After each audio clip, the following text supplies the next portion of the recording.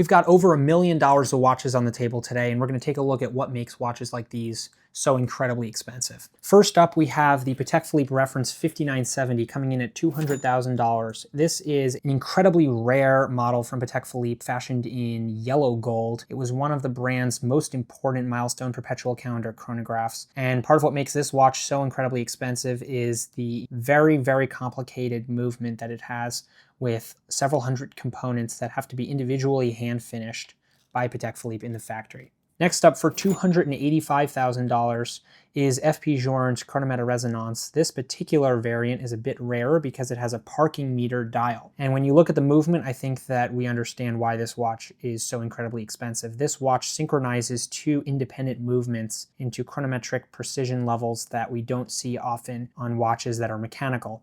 Incredibly complicated to execute, entirely handmade by FPJ. That watch explains itself. Our next piece is mechanically significant. This is Langa's Langa 1 Perpetual calendar, coming in at $145,000 in rose gold with this beautiful gray anthracite dial. Perpetual calendars do not need to be adjusted except for once every 100 years. They take into account the leap year cycle, the number of days in the month, and automatically account for all of the calendar cycles that typically you have to manually adjust for on your standard watch. And again, as always with watches of this price point, we have a stunning movement with a yellow gold rotor with a piece of platinum on the outside to add mass to the winding rotor. Next up is a watch that was made in single-digit numbers. This is a 1940s Odmarpier dual register chronograph. We almost never see these come up. It's been in auction maybe once.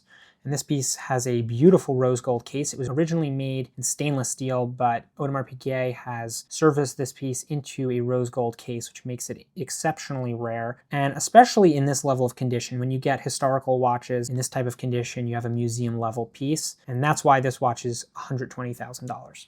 Next up, for $195,000 is one of the rarest Cartier watches that the brand has ever produced. This is the Tank Agish. This particular iteration is one of 150 pieces made in platinum in 1997. This model was made across all iterations of the Tank Agish in not more than about 300 pieces. And so when you consider the wide-ranging appeal of Cartier, the desirability of this model, and its relative scarcity, it's not surprising that these watches command such extreme price points. And then finally, for $90,000, we have a watch that is significant because of its provenance. This is a Tudor Submariner, but when we flip this watch over, you'll notice that this has an incredibly unique case engraving. This was issued to the US Navy SEALs, which is extremely rare. These watches never come up, and we're incredibly excited to have this. It's almost impossible to price a watch of this kind because there are no comps available on the internet or really in history.